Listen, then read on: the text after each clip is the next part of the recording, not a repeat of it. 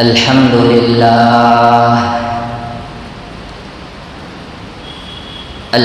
لله وكفى وسلام على عباده الذين اصطفى أما بعد فقد قال الله تبارك وتعالى في الكلام المجيد والفرقان الحميد أعوذ بالله من الشيطان الرجيم بسم الله الرحمن الرحيم لقد جاءكم رسول من أنفسكم عزيز عليه ما عنتم حريص عليكم بالمؤمنين رؤوف رحيم. وقال تعالى في مقام آخر ومن يطع الله والرسول فأولئك مع الذين أنعم الله عليهم من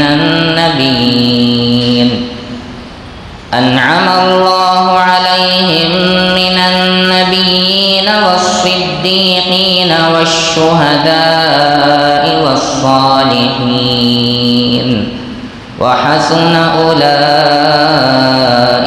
رفيقا.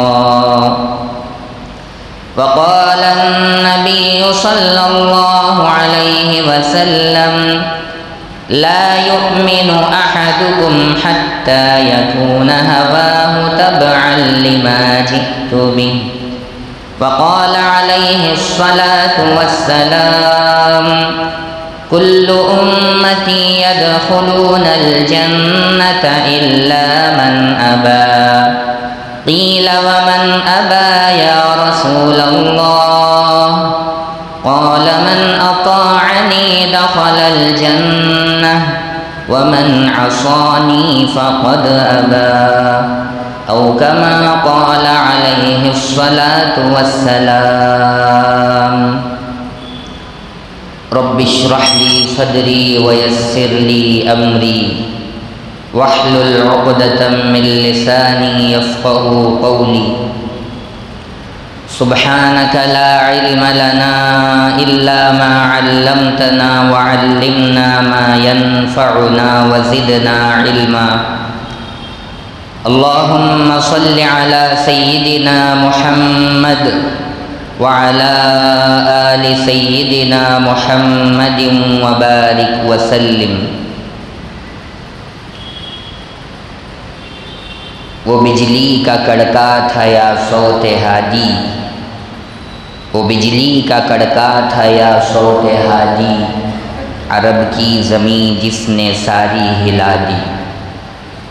بزرگان محترم، گرامی قدر بھائیوں، عزیزوں، نوجوانوں، جیسا کہ ہم سب جانتے ہیں یہ مہینہ ربیع الاول کا مہینہ چل رہا ہے. عربی میں ربیع کہتے ہیں موسم بہار کو. ایک موسم بہار کا موسم ہوتا ہے، دوسرا موسم خزاں کا موسم ہوتا ہے. موسم بہار میں جو ہوائیں رہتی ہیں وہ معتدل رہتی ہیں، درمیانی رہتی ہیں.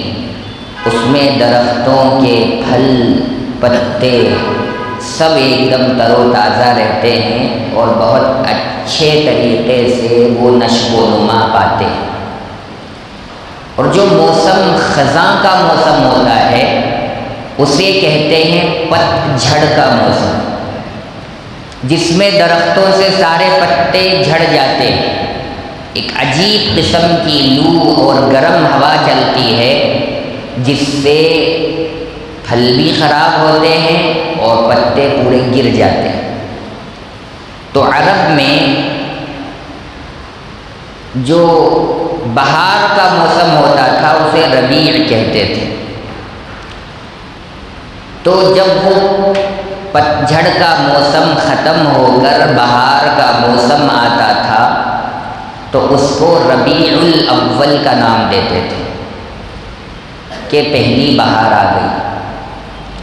اور جب وہ بہار ہوتے ہوتے ہوتے کئی دنوں پر گزرتا تو پھر کہتے کہ پہلی بہار کے بعد دوسری بہار آئی، ربیع الاول اور ربیع الثانی.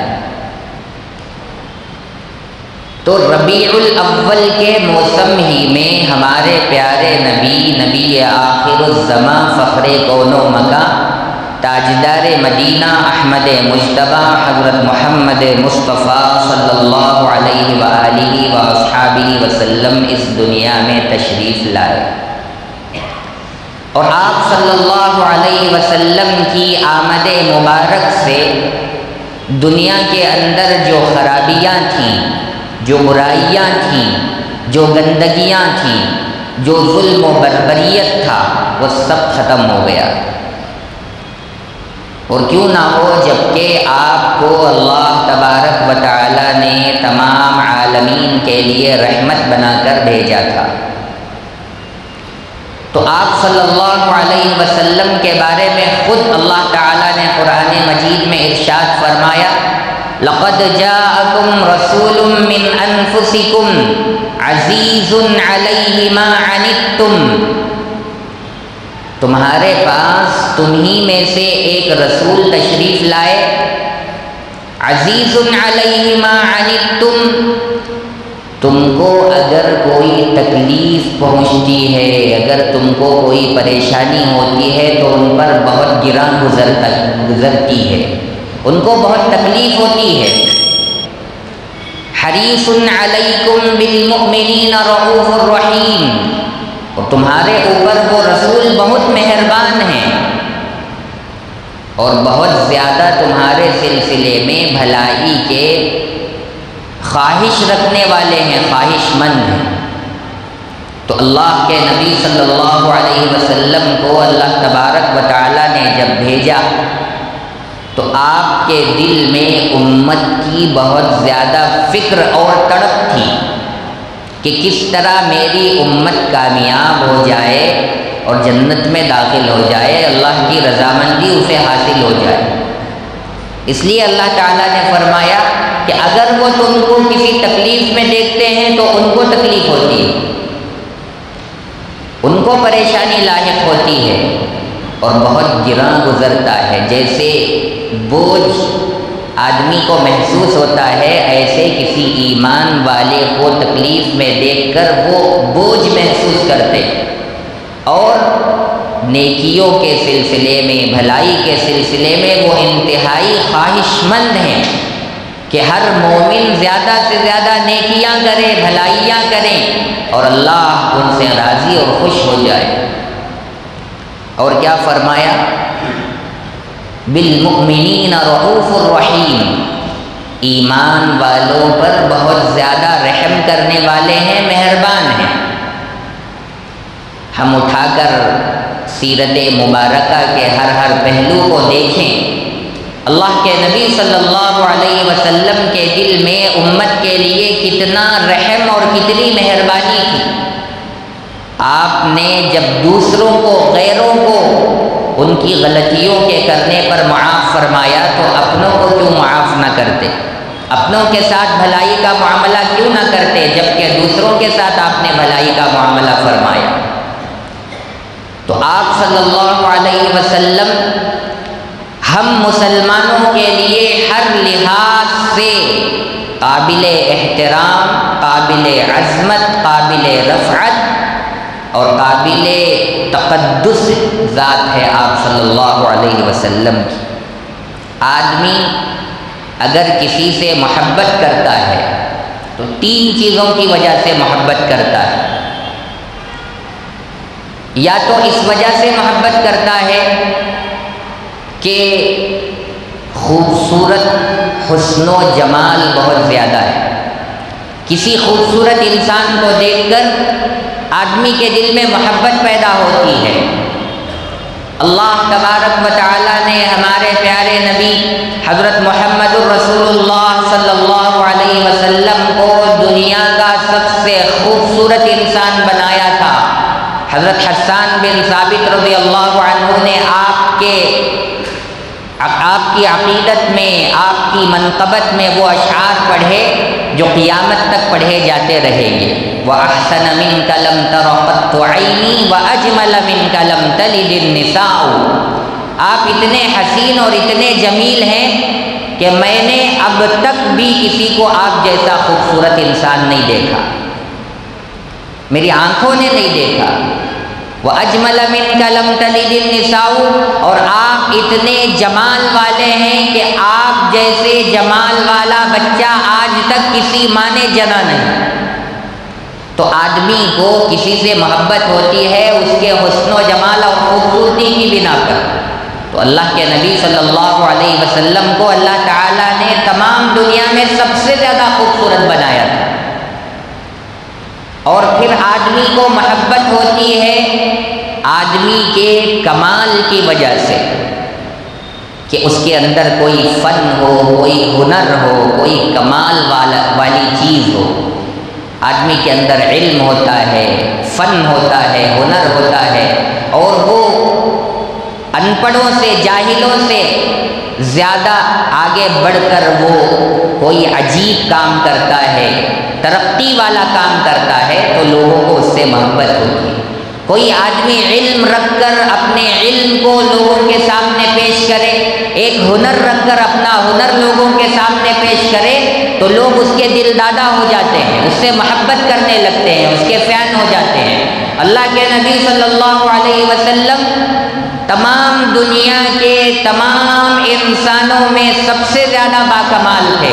بلغ العلا بکمالہ، کشف الدجی بجمالہ، حسنت جمیع خصالہ، صلوا علیہ وآلہ۔ فرمایا اشعار شاعر پڑھنے والے بھی آخری درجے کا کمال کرتے ہیں۔ بلغ العلا بکمالہ، پہنچے بلندیوں پر اپنے کمال سے۔ کشف الدجی بجمالہ، اور کھلتے گئیں پریشانیاں، چھٹتی گئیں ان کے کمال سے، دور ہو گئی ساری چیزیں۔ حسنت جمیع خصالہ، ان کی تمام عادتیں سب سے زیادہ خوبصورت، سب سے زیادہ بہترین ہیں۔ صلو علیہ وآلہ، درود و سلام نازل ہو ان پر اور ان کے آل پر۔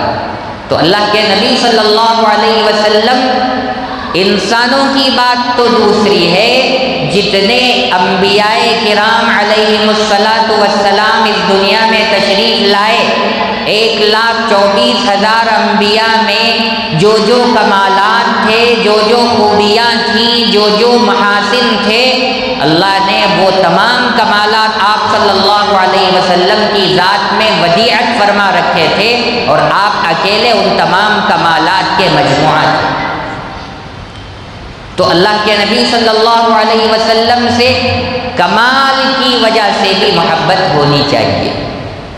اور تیسری خصوصیت ہے جس سے انسان کو محبت ہوتی ہے کہ وہ کبھی کسی انسان کے ساتھ احسان کا برتاؤ کرتا ہے، کسی کی مصیبت میں پیش آتا ہے، کسی کی تکلیف میں اس کا ہاتھ بٹاتا ہے، تو پھر اس سے محبت ہو جاتی ہے۔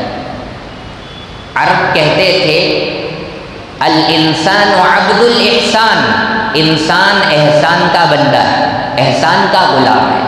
میں کسی سخت تکلیف اور پریشانی کے عالم میں مبتلا ہوں، کوئی آدمی آیا مجھ سے پوچھا بھائی کیا ہوا، تم اتنے پریشان ہو، تکلیف میں ہو، تمہارا چہرہ ایک دم اترا ہوا ہے، کیا بات ہے؟ میں نے اپنی تکلیف اس کے سامنے بیان کی کہ مجھے فلاں تکلیف ہے، فلاں پریشانی ہے۔ اس آدمی نے آگے بڑھ کر میری تکلیف کو دور کر دیا، میری پریشانی کو ختم کر دیا۔ اب میں ساری زندگی اس کا احسان مان کر کے گزاروں گا، اس سے تعلق قائم ہو جائے گا، اس سے محبت ہو جائے گی۔ تو آدمی 3 چیزوں کی وجہ سے انسان سے محبت رکھتا ہے، اور یہ تینوں چیزیں ہمارے پیارے نبی آخر الزمان حضرت محمد الرسول اللہ صلی اللہ علیہ وسلم کے اندر اللہ تبارک و تعالی نے خود ودیعت فرما دی تھی، پیدا فرما دی تھی، لہذا تمام دنیائے انسانیت کے لیے آپ صلی اللہ علیہ وسلم کی ذات سراپا رحمت ہی رحمت ہے، اور قیامت تک کوئی دوسرا نبی آنے والا نہیں، اس لیے آپ کے جمال کا تذکرہ کوئی سنے گا تو آپ سے اس کو محبت ہو جائے گی، آپ کے کمالات کو وہ سنے گا تو آپ کی ذات سے اس کو محبت ہو جائے گی، اور آپ کے امت پر عظیم احسانات کا تذکرہ وہ سنے گا تو بھی آپ کا دیوانہ پروانہ اور مستانہ بنے بغیر وہ نہیں رہ سکتا، اس لیے کہ ان تین چیزوں ہی کی وجہ سے انسان کو دوسرے انسان سے محبت ہوتی ہے۔ اس لیے اللہ نے فرمایا لَقَدْ كَانَ لَكُمْ فِي رَسُولِ اللَّهِ أُسْوَةٌ حَسَنَةٌ، تمہارے لیے نبی کی ذات ایک بہترین نمونہ ہے، زندگی گزارنے کے لیے ایک آئیڈیل ہے، لمن كان يرجو الله واليوم الآخر، اور کس کے لیے؟ جو اللہ سے ملنے کا یقین رکھتا ہو اور آخرت پر یقین رکھتا ہو، اس کے لیے نبی کی ذات نمونہ اور آئیڈیل ہے۔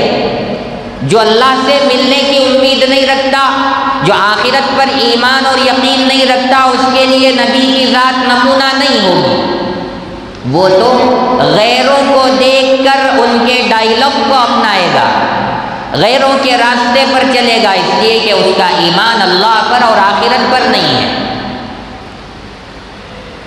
اسی لیے اللہ کے نبی صلی اللہ علیہ وسلم نے ارشاد فرمایا اللہ کے نبی صلی اللہ علیہ وسلم نے ارشاد فرمایا کل امتی یدخلون الجنہ، کہ ہر امت، میری امت کا ہر آدمی جنت میں داخل ہوگا، الا من ابا، مگر وہ جو انکار کر دے۔ صحابہ تو پکے ایمان والے تھے، نبی کی ایک بات پر اپنی جان کو قربان کرنے والے تھے، نبی کی ہر بات کے سامنے اپنی گردن کو جھکانے والے تھے، نبی کی ہر بات پر ہر ارشاد پر عمل کرنے والے تھے۔ صحابہ نے عجیب حیران ہو کر کے سوال کیا کہ یا رسول اللہ من ابا، کون ہے جو آپ کا انکار کرے گا؟ آپ صلی اللہ علیہ وسلم نے ارشاد فرمایا من اطاعنی دخل الجنہ، جس نے میری اطاعت کی، میری اتباع کی، مجھے فالو کیا، میری پیروی کی، وہ جنت میں داخل ہو جائے گا۔ ومن عصانی فقد ابا، اور جس نے میرا انکار کیا، میری نافرمانی، جس نے میری نافرمانی کی، میرے راستے کو چھوڑ کر غیر کے راستے کو اپنایا، میرے راستے کو چھوڑ کر یہودیوں اور عیسائیوں کے راستے کو اپنایا، اس نے میرا انکار کیا اور وہ جنت میں داخل نہیں ہوگا۔ قرآن مجید میں اللہ تبارک و تعالی نے ارشاد فرمایا وَمَن يُطِعِ اللَّهَ وَالرَّسُولَ فَأُولَٰئِكَ مَعَ الَّذِينَ أَنْعَمَ اللَّهُ عَلَيْهِم مِّنَ النَّبِيِّينَ وَالصِّدِّيقِينَ وَالشُّهَدَاءِ وَالصَّالِحِينَ، جو اللہ کی اطاعت کرے اور اللہ کے رسول کی اطاعت کرے، فَأُولَٰئِكَ مَعَ الَّذِينَ، وہ قیامت میں ان لوگوں کے ساتھ ہوگا جن پر اللہ تعالیٰ نے اپنا خصوصی انعام فرمایا، اپنی رحمتیں نازل فرمائی۔ وہ کون ہیں؟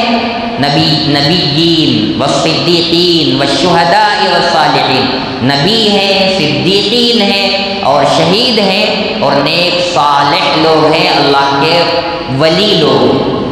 تو اللہ تعالیٰ جو اپنی زندگی میں اللہ کی مان کر چلے، اللہ کے رسول کی مان کر چلے، اللہ تعالیٰ ان کو قیامت میں نبیوں کے ساتھ، صدیقوں کے ساتھ، شہیدوں کے ساتھ، نیک لوگوں کے ساتھ اٹھائیں گے۔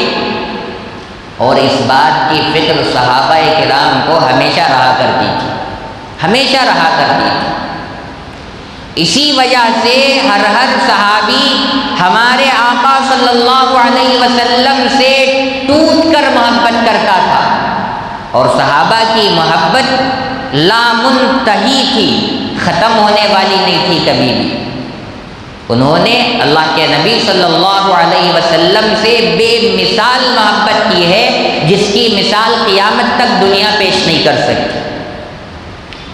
اللہ کے نبی صلی اللہ علیہ وسلم نے جب صحابہ سے فرما دیا کہ تم میں کا کوئی آدمی اس وقت تک کامل ایمان والا نہیں ہو سکتا جب تک کہ میں اس کے نزدیک اس کے ماں باپ سے زیادہ، اس کے بچوں سے زیادہ اور تمام دنیا کے انسانوں سے زیادہ محبوب نہ بن جاؤں۔ اور اللہ کے نبی صلی اللہ علیہ وسلم نے ارشاد فرمایا تم میں سے کوئی آدمی کامل ایمان والا اس وقت تک نہیں ہو سکتا جب تک کہ اس کی تمام خواہشات میری لائی ہوئی تمام چیزوں کے مطابق نہ ہو جائیں، میری لائی ہوئی شریعت کے مطابق نہ ہو جائے۔ اب صحابہ کے اندر مجال کہاں تھی کہ وہ اللہ کی اور اللہ کے رسول کی نافرمانی کرتے؟ ایمان قبول کر لیا، نبی کی بات کو مان لیا، وہ سمجھتے تھے کہ یہی ہماری کامیابی، چاہے کاروبار میں گھاٹا اور نقصان کیوں نہ ہو، چاہے بیوی بچے لٹ نہ جائیں، چاہے کسی بھی طرح سے دنیا کا نقصان ہو جائے، کچھ بھی نہیں بگڑتا تھا۔ ایمان میں کمی آ جائے، رسول کی فرما برداری میں کمی آ جائے، وہ سمجھتے تھے کہ ساری دنیا سے بڑھ کر ہمارا نقصان ہو گیا۔ اسی لیے حضرت صدیق اکبر رضی اللہ عنہ ایمان میں داخل ہوئے، آپ کعبۃ اللہ میں جا کر غیروں کو ایمان کی دعوت دینے لگے تو جتنے دشمنان اسلام تھے سارے آ گئے، ٹوٹ پڑے، آپ کو اتنا مارا کہ آپ کے جسم سے خون بہنے لگا۔ کمبخت عتبہ نے جوتا نکال کر آپ کے چہرے مبارک کو اتنے زور سے مارا کہ آپ بے ہوش ہو گئے۔ اسی حالت میں ان کے قبیلے کا، حضرت ابو بکر رضی اللہ عنہ کے قبیلے کا ایک آدمی آتا ہے اور کہتا ہے کمبختو، تم کس کو مار رہے ہو؟ یہ قبیلے بنو تمیم کا آدمی ہے، اگر ان کے قبیلے والوں کو پتہ چل جائے گا یہ مر جائے گا تو تم کو زندہ نہیں چھوڑیں گے، اور یہ قبیلہ ملک شام کے راستے میں پڑتا ہے، اگر انہوں نے تمہارا راستہ روک لیا تو تمہارا کھانا پینا اور کاروبار بند ہو جائے گا۔ انہوں نے چھوڑ دیا۔ اب اسی بے ہوشی کے عالم میں حضرت ابو بکر صدیق رضی اللہ عنہ کو لے کر گھر میں پہنچے، وہاں ان کی والدہ موجود تھیں، دیکھا کہ میرے بیٹے کی حالت اتنی خراب ہو گئی ہے، کھانے پینے کی چیزیں لے کر آئی۔ حضرت ابو بکر صدیق رضی اللہ عنہ سے فرمایا کہ کھاؤ، انہوں نے کہا کہ ایک لقمہ بھی نہیں کھاؤں گا، ایک گھونٹ پانی بھی نہیں پیوں گا جب تک کہ مجھے اپنے نبی کی حالت معلوم نہ ہو جائے۔ تم والدہ نے کہا کہ حالت کہاں سے معلوم ہوگی، ابھی ابتدائی زمانہ ہے، چھپ چھپ کر اسلام کی دعوت دی جا رہی ہے، باہر نکلیں گے تو دشمن موجود ہیں، مشرکین موجود ہیں، مجھے بھی مار دیں گے، تم کو بھی مار دیں گے، حالت نہیں معلوم ہوگی۔ انہوں نے فرمایا کہ ام جمیل بنت خطاب کو بلاؤ، اسے معلوم ہے کہ نبی صلی اللہ علیہ وسلم کہاں ہیں۔ اس عورت کو بلایا گیا، وہ ایک پارسا خاتون تھی، باعزت خاتون تھی، وہ آئی، انہوں نے اطلاع دی کہ اللہ کے رسول صلی اللہ علیہ وسلم صحیح سلامت حضرت زید بن ارقم رضی اللہ عنہ کے گھر میں موجود ہیں۔ تو اب انہوں نے فرمایا کہ مجھے فوراً لے کر چلو حضور کے گھر پر۔ آپ صلی اللہ علیہ وسلم کو کہا گیا کہ حضرت ابو بکر کو کہا گیا کہ آپ کچھ کھا لیجئے، کچھ پی لیجئے تاکہ آپ کی جان میں جان آ جائے، پھر ہم آپ صلی اللہ علیہ وسلم کے پاس لے کر چلیں گے۔ حضرت ابو بکر نے فرمایا کہ میں جب تک آپ کو نہ دیکھ لوں اور آپ کے حالات معلوم نہ کر لوں اس وقت تک ایک لقمہ بھی نہیں کھاؤں گا اور ایک گھونٹ پانی بھی نہیں پیوں گا۔ چنانچہ حضرت زید بن ارقم رضی اللہ عنہ کے پاس حضرت ابو بکر صدیق رضی اللہ عنہ کو لے جایا گیا۔ ان کے گھر میں حضور صلی اللہ علیہ وسلم تشریف فرما تھے، خون بہہ رہا تھا۔ آپ صلی اللہ علیہ وسلم نے حضرت ابو بکر کے چہرے کو دیکھا، آپ کا دل نرم ہو گیا اور آپ کے آنکھوں سے آنسو بہنے لگے۔ آپ سے بغل گیر ہوئے، ملاقات کی، معانقہ کیا۔ آپ نے فرمایا ابو بکر یہ تم نے اپنی حالت کیا بنائے رکھا ہے؟ تو حضرت ابو بکر نے فرمایا اللہ کے رسول مجھے میری کوئی پرواہ نہیں ہے، میں نے آپ کو دیکھ لیا، میرے سارے غم میری ساری تکلیفیں کچھ بھی نہیں۔ ایسی محبت تھی حضرت صدیق اکبر رضی اللہ عنہ کو حضور اکرم صلی اللہ علیہ وسلم سے، اور ہر موقع پر ہر قدم پر حضرت ابو بکر صدیق رضی اللہ عنہ نے آپ صلی اللہ علیہ وسلم کا اتنا ساتھ دیا کہ دنیا کا کوئی آدمی اتنا آپ کا ساتھ نہیں دے سکا۔ غار ثور کتنا بڑا غار ہے، وہ پہاڑ کتنا اونچا پہاڑ ہے۔ ہم لوگ حج اور عمرہ کرنے کے لیے جاتے ہیں تو سامنے سے دیکھ کر ہی ہم گھبرا جاتے ہیں کہ اتنا اونچا پہاڑ ہے، وہ وہاں تک چڑھ کر پہنچ پائیں گے یا نہیں۔ اس زمانے میں حضرت صدیق اکبر رضی اللہ عنہ نے آپ صلی اللہ علیہ وسلم کو اپنے کندھوں پر بٹھا کر اتنا اونچا پہاڑ طے کیا، اور اس کی وجہ سے آپ کے قدم مبارک زخمی ہو گئے، پھٹ گئے، لیکن آپ صلی اللہ علیہ وسلم سے کہتے تھے کہ آپ کے بدن پر زخم لگے، آپ کے پیروں میں کوئی زخم آئے، آپ کے پیر پھٹے، یہ مجھے برداشت نہیں ہے، اس لیے میں آپ کو اپنے کندھوں پر اٹھا کر لے چلوں گا۔ پورے پہاڑ پر آپ اپنے کندھے پر حضرت رسول اللہ صلی اللہ علیہ وسلم کو بٹھا کر لے گئے، اور پھر جو چادر مبارک آپ کے بدن پر آپ اوڑھے ہوئے تھے، اس چادر کو پھاڑ کر کے غار کے ایک ایک سوراخ کو آپ نے بند فرمایا۔ کیسی محبت تھی، ایمان قبول کر لیا، اب ساری جان نچھاور ہے رسول اللہ صلی اللہ علیہ وسلم کی ذات اقدس پر۔ اسی طرح حضرت عمر فاروق رضی اللہ عنہ ہیں، دوسرے خلیفہ ہیں مسلمانوں کے، آپ صلی اللہ علیہ وسلم سے ٹوٹ کر محبت کرتے تھے۔ آپ کا وصال ہو گیا، حضرت صدیق اکبر پر اتنا غم کا پہاڑ ٹوٹا کہ تلوار نکال لی اور کہا کہ اگر کوئی کہے گا کہ نبی کا انتقال ہو گیا اس کی گردن اڑا دوں گا۔ محبت کی وجہ سے آپ نے ایسے کہا تھا، حالانکہ سچ مچ آپ کا وصال ہوا تھا، آپ دنیا سے پردہ فرما گئے۔ اور ایک موقع پر ایک یہودی اور ایک منافق کا آپس میں جھگڑا ہو گیا زمین کو لے کر، اور دونوں نے یہ فیصلہ کیا کہ رسول اللہ صلی اللہ علیہ وسلم کے پاس جائیں گے، آپ جو فیصلہ فرمائیں گے وہ ہمیں منظور ہے۔ چنانچہ دونوں نبی علیہ السلام کے پاس تشریف لائے اور اپنا قضیہ پیش کیا۔ آپ صلی اللہ علیہ وسلم نے دونوں کی باتیں سنی، اور آپ کو پتہ چل گیا کہ یہودی حق پر ہے، چنانچہ آپ نے یہودی کے حق میں فیصلہ فرما دیا۔ اب جو منافق تھا، مسلمان کی شکل میں آیا تھا، اسے یہ فیصلہ قبول نہیں تھا۔ اس نے کہا کہ مجھے یہ فیصلہ منظور نہیں ہے، چلو حضرت عمر کے پاس جا کر فیصلہ کرتے ہیں، وہ بہت انصاف والے ہیں۔ اور اس نے سوچا کہ حضرت عمر رضی اللہ عنہ کو یہودیوں سے بہت نفرت ہے، یہودیوں سے بہت چڑ ہے، لہٰذا وہ مجھے مسلمان سمجھ کر میرے حق میں فیصلہ کر دیں گے اور یہودی کے حق میں فیصلہ نہیں ہوگا۔ چنانچہ دونوں حضرت عمر رضی اللہ عنہ کے دربار میں پہنچے، اور یہودی نے کہا کہ رسول اللہ صلی اللہ علیہ وسلم کے پاس ہم گئے ہوئے تھے، آپ نے میرے حق میں فیصلہ کیا، لیکن یہ مسلمان ہے، اس نے رسول اللہ صلی اللہ علیہ وسلم کے فیصلے کو ماننے سے انکار کر دیا، اب ہم آپ کے پاس فیصلہ کرنے کے لیے آئے ہیں۔ حضرت عمر رضی اللہ عنہ نے کہا کہ تھوڑی دیر رکو، اپنے گھر گئے، تلوار نکال کر لائی اور اس کی گردن اڑا دی، اور فرمایا کہ جسے اللہ کے رسول کا فیصلہ منظور نہیں ہے اس کا فیصلہ عمر نہیں کرے گا، عمر کی تلوار کرے گا۔ اب منافقوں نے کوہرام مچا دیا، ہنگامہ مچا دیا کہ ہمارے ایک آدمی کو عمر نے بغیر کسی جرم کے قتل کر دیا، لہذا عمر کو قصاص میں قتل کیا جائے، بدلے میں قتل کیا جائے۔ اب رسول اللہ صلی اللہ علیہ وسلم کے دربار میں یہ فیصلہ پہنچا، آپ خاموش ہیں، سوچ رہے ہیں کہ عمر نے تو جو گردن ماری ہے، اب اس کا میں کیا فیصلہ کروں؟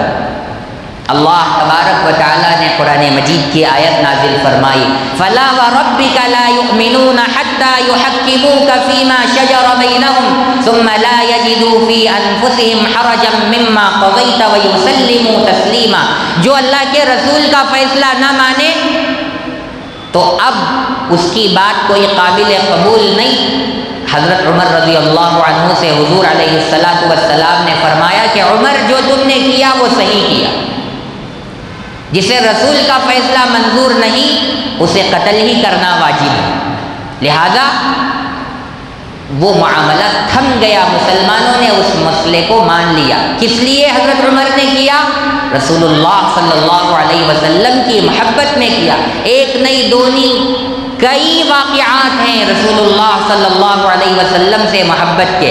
ایک دفعہ کعبۃ اللہ کا آپ طواف فرما رہے ہیں، حجر اسود کے پاس پہنچے اور فرمایا کہ اے حجر اسود، تو پتھر کے سوا کچھ بھی نہیں ہے، اگر میں رسول اللہ کو تجھے بوسہ دیتے ہوئے نہ دیکھتا تو تجھے کبھی بوسہ نہ دیتا۔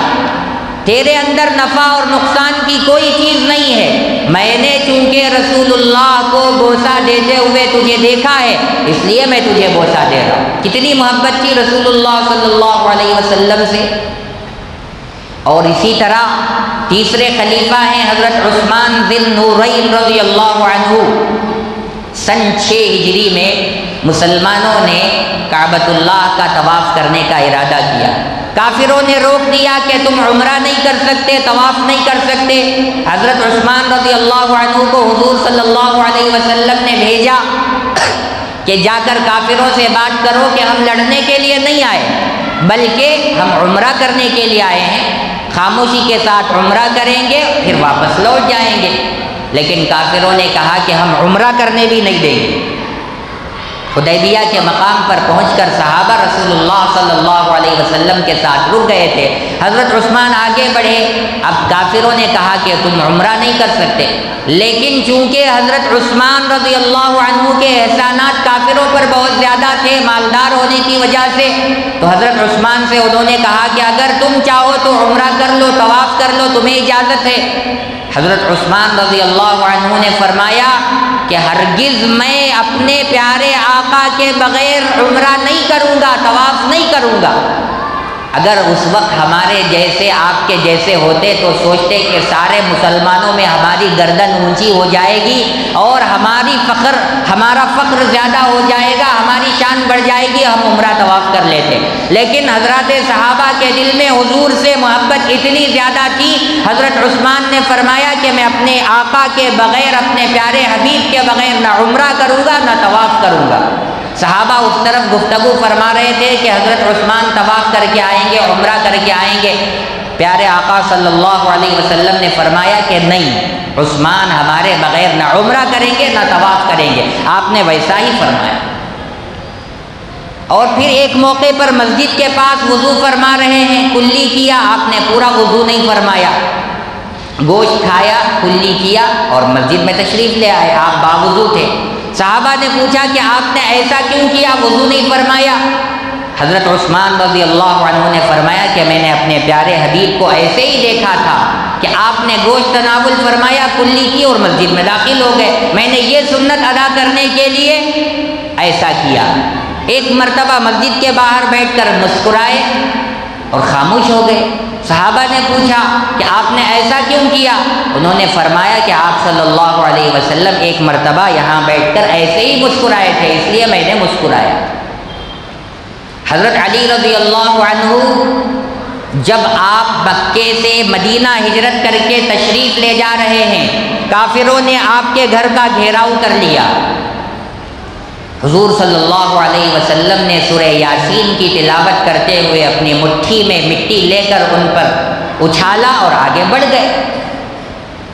آپ ہجرت فرما گئے۔ حضرت علی رضی اللہ عنہ کو اپنے مکان میں امانتیں جو آپ کے سپرد کی گئی تھی دے کر ہجرت کے لیے نکلے کہ تم یہ امانتیں پورے عرب کے لوگوں کو جن جن کی ہیں ان تک پہنچا دو۔ اب وہ مرحلہ کیا آسان مرحلہ تھا؟ سارے کافر باہر تلوار لے کر کھڑے ہوئے ہیں، اس بات کا شدید گمان اور اندیشہ ہے کہ وہ گردن اڑا دیں گے، لیکن حضرت علی رضی اللہ عنہ نے اس کے باوجود یہ ذمہ داری قبول فرما لی کہ رسول فرما رہے ہیں، رسول کا ارشاد ہے، اس لیے وہاں پر رک گئے۔ اور جب صبح میں ان کو پتہ چلا کہ اس گھر میں رسول اللہ صلی اللہ علیہ وسلم تشریف فرما نہیں ہیں اور حضرت علی ہیں، آپ نے سب کو امانتیں تقسیم کر دی، اور جب نکلنے لگے تو کافروں نے ان کا پیچھا کیا، ان کو بھگایا، بھاگتے بھاگتے گرتے پڑتے آپ مدینہ پہنچے، پورا جسم زخمی ہو گیا، حالت بہت ابتر ہو گئی۔ آپ صلی اللہ علیہ وسلم نے مدینہ پہنچنے کی جب خبر پائی تو حضرت علی رضی اللہ عنہ سے ملاقات فرمائی، دیکھا کہ آپ کے پیر پھٹ گئے ہیں، آپ کے جسم پر کئی زخم ہو گئے۔ تو حضرت رسول اللہ صلی اللہ علیہ وسلم نے حضرت علی سے فرمایا کہ اے علی یہ سب کیسے ہوا؟ انہوں نے فرمایا کہ راستے میں اتنی تکلیفیں پیش آئیں، لوگوں نے بھگایا، میں ان سے بچنے کے لیے بھاگتا تھا تو کبھی گرتا تھا کبھی اٹھتا تھا، اس میں میرا جسم زخمی ہو گیا، لیکن اے اللہ کے رسول اب میں مدینہ پہنچ گیا ہوں، مجھے کسی چیز کا خوف نہیں ہے، کسی چیز کا غم نہیں ہے۔ صحابہ نے ساری تکلیفیں، ساری مشقتیں اپنے پیارے آقا صلی اللہ علیہ وسلم کی خاطر خوشی کے ساتھ قبول فرمایا۔ ایک صحابی ہیں حضرت خریم اسدی رضی اللہ عنہ، ان کے بال بڑے بڑے تھے، ان کی چادر ہمیشہ نیچے لٹکتی تھی۔ آپ صلی اللہ علیہ وسلم نے ناراضگی کا اظہار فرمایا کہ وہ اپنے بال لمبے رکھتا ہے، اپنی چادر نیچے ٹخنوں سے نیچے لٹکائے رکھتا ہے۔ یہ خبر ان صحابی تک پہنچی، جو ہی یہ بات معلوم ہوئی انہوں نے قینچی لے کر اپنے پورے بال کتروا دیے اور اپنی چادر کو ٹخنوں سے اوپر تک آدھی پنڈلی تک کاٹ دیا اور کہا کہ اب مرتے دم تک میری چادر ٹخنوں سے نیچے نہیں جائے گی اور میرے بال بڑے نہیں ہوں گے۔ ایک صحابی نے حضور صلی اللہ علیہ وسلم کے زمانے میں ایک اونچا لمبی عمارت بنائی، قبہ بنایا، بلڈنگ بنائی۔ آپ صلی اللہ علیہ وسلم وہاں سے گزرے، دیکھا کہ لمبی عمارت ہے، بلڈنگ ہے، پوچھا یہ کس کا ہے؟ آپ نے چہرہ موڑ لیا، ناراضگی کے ساتھ واپس تشریف لائے۔ لوگوں نے بتایا کہ رسول اللہ صلی اللہ علیہ وسلم یہاں تشریف لائے تھے اور تمہاری یہ عمارت دیکھ کر آپ نے ناراضگی کا اظہار فرمایا۔ یہ رسول اللہ صلی اللہ علیہ وسلم کے دربار میں آئے، آپ نے ناراضگی سے چہرہ موڑ لیا، سیدھے واپس تشریف لائے اور آ کر کے پوری عمارت کو گرا دیا، زمین کے برابر کر دیا۔ اللہ کے رسول صلی اللہ علیہ وسلم کو بتلایا تک نہیں کہ میں آپ کو راضی کرنے کے لیے جو عمارت بنوایا تھا اس کو گرا دیا ہوں، اب آپ مجھ سے راضی اور خوش ہو جائیے۔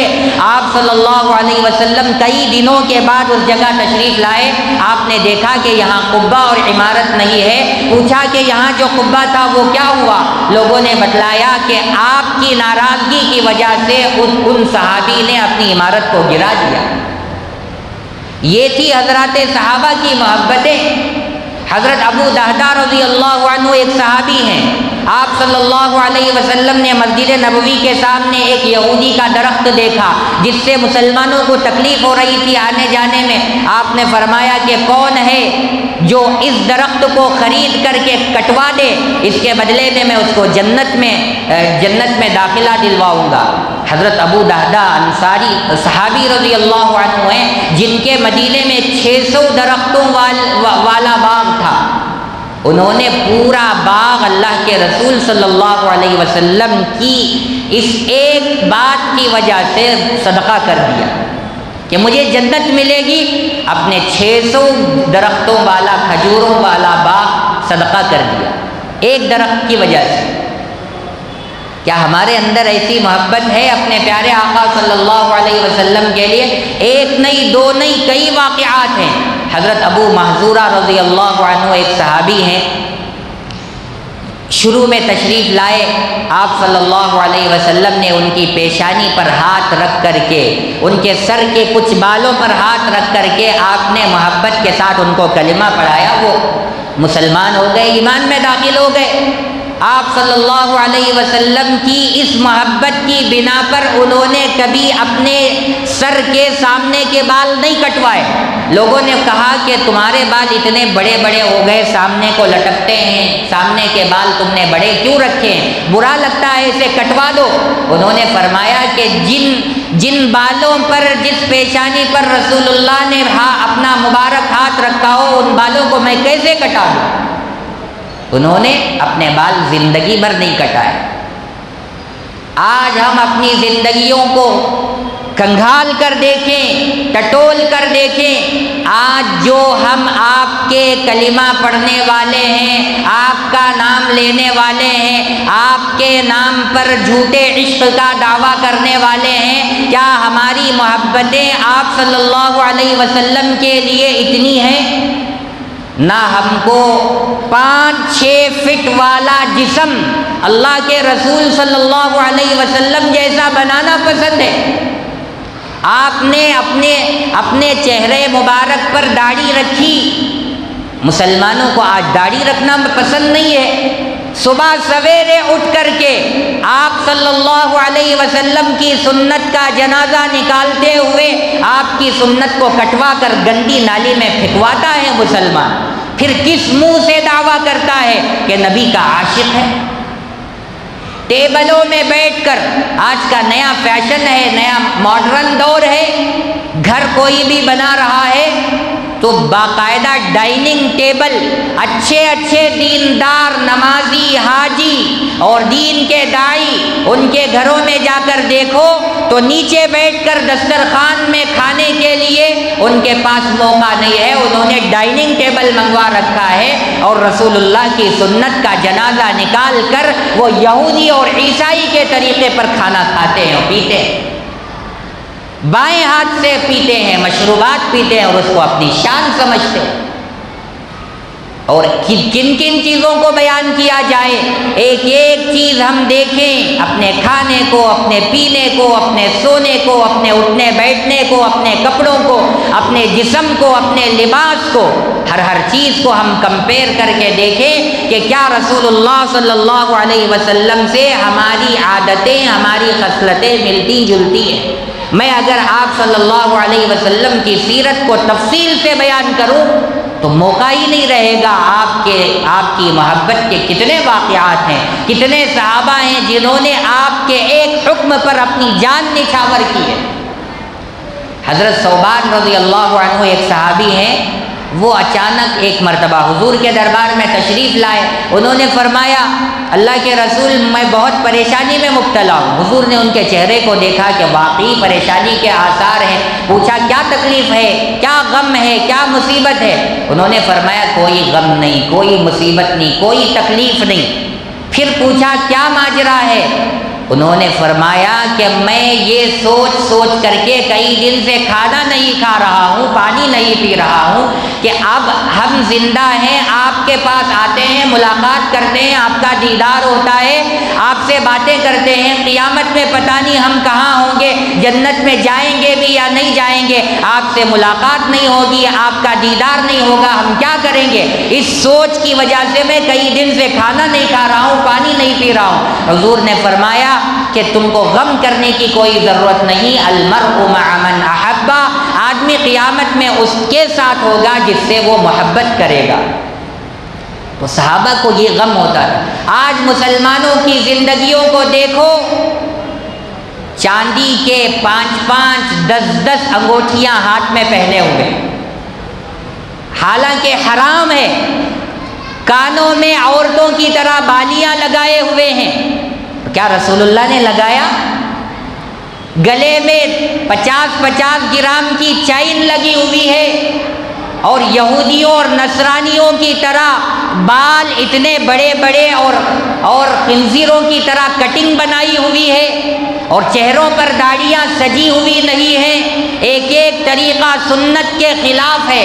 کیا منہ لے کر ہم رسول اللہ کو قیامت میں اپنا چہرہ دکھائیں گے اور کس منہ سے کہیں گے کہ آپ ہماری سفارش فرمائیے، ہم کو جنت میں داخل کروائیے؟ اس لیے میرے بھائیوں، دعویٰ کرنا تو بڑا آسان ہے، حضور کی اتباع کرنا بڑا مشکل کام ہے۔ اس لیے جو حضور کی محبت کو پانا چاہے، قیامت میں اپنی سفارش کروانا چاہے، رسول اللہ صلی اللہ علیہ وسلم کے پڑوس میں اپنے آپ کو رکھنا چاہے، وہ دنیا کی خواہشات کو لات مارے اور رسول اللہ صلی اللہ علیہ وسلم کی لائی ہوئی شریعت کی اتباع کرے اور آپ کے ایک ایک طریقے کے پیچھے دیوانہ وار ہو کر کے اتباع کرے، تبھی کامیابی ممکن ہے، ورنہ تو کسی بھی طرح سے کامیابی نہیں ملے گی۔ یہودیوں کے طریقوں پر، عیسائیوں کے طریقوں پر، غیروں کے طریقوں پر چلنے سے ہمارے نبی راضی اور خوش نہیں ہوتے بلکہ ناراض ہوتے ہیں۔ لہذا آج ربیع الاول کے مہینے کے اعتبار سے ہمارا تقاضا یہ ہے کہ ہم اپنے نبی کے طریقوں پر چلنے کی کوشش کریں۔ ہماری انگلیوں میں جو انگوٹھیاں ہیں، اگر یہ 4 گرام 370 پر 4 ملی گرام سے زیادہ ہے تو ہم پوری زندگی حرام کاری کر کے گزار رہے ہیں اور جنت کی خوشبو بھی ہم کو نہیں سنگھائی جائے گی اگر ہم نے اللہ کے رسول کی بات نہیں مانی۔ اس لیے جو انگوٹھیاں پہنے نکال کر پھینک دو، رسول اللہ کی بات کے سامنے ہماری انگوٹھیوں کی کوئی حیثیت نہیں ہے۔ جو چاندی اور جو سونے کے زیورات مسلمانوں نے پہن رکھے ہیں، اللہ کے نبی نے ان کو حرام قرار دیا ہے۔ ہماری ہمت کیسے ہوتی ہے کہ ہم رسول اللہ کی بات سنیں اور حرام کام کریں؟ ایک صحابی کے ہاتھ میں انگوٹھی تھی، رسول اللہ صلی اللہ علیہ وسلم نے فرمایا کہ یہ انگوٹھی تم نے کیوں ڈال رکھی ہے؟ فوراً صحابی نے اپنی انگلی سے انگوٹھی نکالی اور پھینک دیا۔ لوگوں نے پوچھا کہ قیمتی انگوٹھی ہے، اس کو لے جا کر اپنی بہنوں کو دے دو، اسے بیچ کر غریبوں کو صدقہ کر دو، کوئی نہ کوئی کام میں آ جائے گی۔ انہوں نے فرمایا کہ رسول اللہ نے ناراضگی کا اظہار کر دیا، اب یہ میرے کسی کام کی نہیں۔ ایسے تھے صحابہ، قدم قدم پر حضور کو راضی اور خوش کرنے والے۔ اور ہم کیسے ہیں؟ حضور کی عشق کا دعویٰ تو بڑے اونچے طریقے پر کرتے ہیں، جھوٹی زبانوں سے کرتے ہیں، ربیع الاول کے مہینے میں کرتے ہیں، لیکن عمل میں کورے ہیں، بالکل خالی و عاری ہیں۔ اس لیے میرے بھائیوں، میرے بزرگوں، میرے دوستوں، عقل کے ساتھ، صحیح سمجھ کے ساتھ، دین کی عظمت اپنے دل میں رکھتے ہوئے ربیع الاول میں رسول اللہ کی آمد کے تقاضے کے پیش نظر ہم آپ کی سیرت کے ایک ایک پہلو کو دیکھیں، پڑھیں، سنیں اور سیکھیں، معلوم کریں، اور پھر آپ کے بتائے ہوئے، آپ کے عمل کیے ہوئے طریقے پر زندگی گزارنے کی کوشش کریں۔